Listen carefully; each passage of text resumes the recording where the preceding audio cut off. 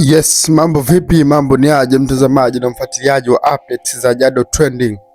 It's another time, ni muda mwingine mzuri ambao sisi tunakutana hapa kupeana zile updates zote ambazo zimehappen, zimepick up na kutrend kwenye mitandao ya kijamii.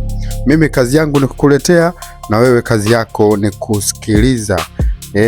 Sasa moja ya habari ambayo ina trend hivi sasa ni kwamba Simba Sports Club wamefungiwa usajili, lakini pia sio tu kufungiwa usajili, wamepigwa faini na TFF kwa kosa la kuongeza mchezaji baada ya dirisha la usajili kuwa limefungwa. Nikukumbushe tu kwamba Simba Sports Club juzi tu wametambulisha mchezaji mpya Ibrahim Nindi kutokea kule Mashujaa. Sasa baada ya kumtambulisha TFF wakafanya uchunguzi wao na wakagundua kwamba yule mchezaji ametambulishwa kinyume na sheria. Ametambulishwa wakati ambao dirisha la usajili limeshafungwa, kwa hiyo hakukuwa na nafasi ya Simba kumtambulisha mchezaji. So baada ya heka zote hizo Simba Sports Club wamepigwa faini, lakini pia wamefungiwa usajili kwa mwaka mmoja. TFF imeifungia usajili Simba Sports Club kwa mwaka mmoja, lakini pia na kulipa faini ya shilingi milioni 300.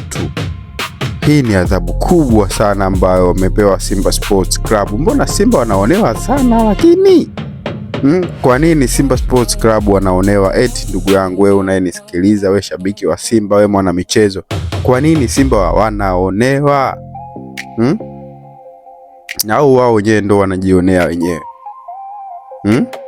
Ila kabla tujaenda mbali, kabla sijaenda kukusanua nini kimehappen na imekuwaje, naomba nikukumbushe tu kwamba make sure umesubscribe, lakini pia umeturn on all notification ili uwe mtu wa kwanza kabisa kupata kila updates zetu zote ambazo sisi tunakuandalia na kukuletea hapa muda wowote, saa yoyote, na dakika yoyote.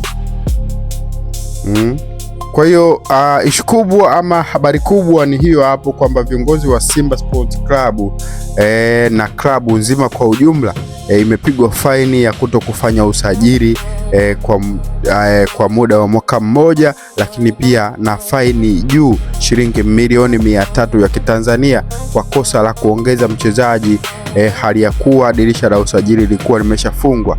Sasa baada ya adhabu hizo kutolewa na TFF, wadau mbalimbali wa michezo, lakini pia mashabiki wa klabu hii ya Simba wameibuka na maswali mengi sana kwamba viongozi wa Simba wakati wanafanya usajili wa mchezaji huyu Ibrahim Nindi kutoka pale Mashujaa mkoani Kigoma, maana yake hawakujua kwamba dirisha la usajili limefungwa tayari, au hawakuona kama limefungwa, au ndo ile viongozi wanafanya kazi tu ili mradi. Halafu watu wameenda mbali sana na kuanza kumchambua mchezaji mwenyewe. Mbona mchezaji hastahili hata kuwepo pale Simba, lakini viongozi wa Simba wamemnunua na wamemleta. Sasa issue sio kumnunua na kumsajili, issue ni kwamba unamsajili mchezaji kipindi ambacho dirisha la usajili limefungwa, na wewe unajua kwamba dirisha la usajili limefungwa.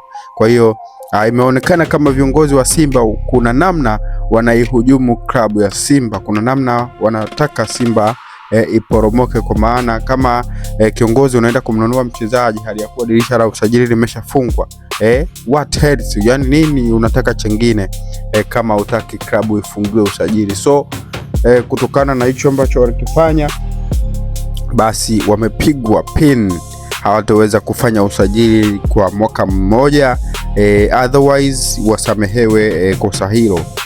Na wakisamehewa basi itabidi waongezee pesa, kwa maana faini ya pesa itakuwa kubwa sana, lakini faini ambayo wamepigwa ni faini ya shilingi za Kitanzania milioni 300, pamoja na hiyo kufungiwa mwaka mmoja kuto kufanya usajili. Sasa viongozi wa Simba baada ya adhabu hiyo kutolewa na TFF, viongozi wa Simba wapo katika mchakato au mkakati wa kuomba msamaha na kujielezea pengine na kutoa taarifa zao kwa usahihi. Labda wewe pengine mchezaji huyu alikuwa ameshatambulishwa pengine, lakini habari kubwa ni hiyo hapo ambayo imehappen na kutokea. Viongozi wa Simba wameigharimu klabu kama Simba. Sasa hivi kiukweli inapitia mambo mengi sana, alafu tena inaingia kwenye migogoro tena kama hiyo, inakuwa sio poa hata kidogo. Kuna watu ambao watakuwa wanataka hii Simba iporomoke, kuna watu ambao wanatamani hii Simba ishuke hata daraja, kwa maana kwa hizi mbanga zinazoendelea pale Msimbazi so poa hata kidogo. Sasa kwa wewe shabiki wa Simba, kwa wewe mdau wa michezo, popote ulipo umenisikiliza, unaweza ukatuachia maoni yako hapo kwamba hii Simba viongozi wanataka nini, wanataka kuifanyaje Simba. Na wewe shabiki wa Simba, mbona klabu yako inapitia changamoto kama hizi? Unaweza kutokea maoni yako hapo, by the way, na sisi tutasoma kwenye next update. Mimi sina la ziada, tukutane tena wakati mwingine. Bye bye.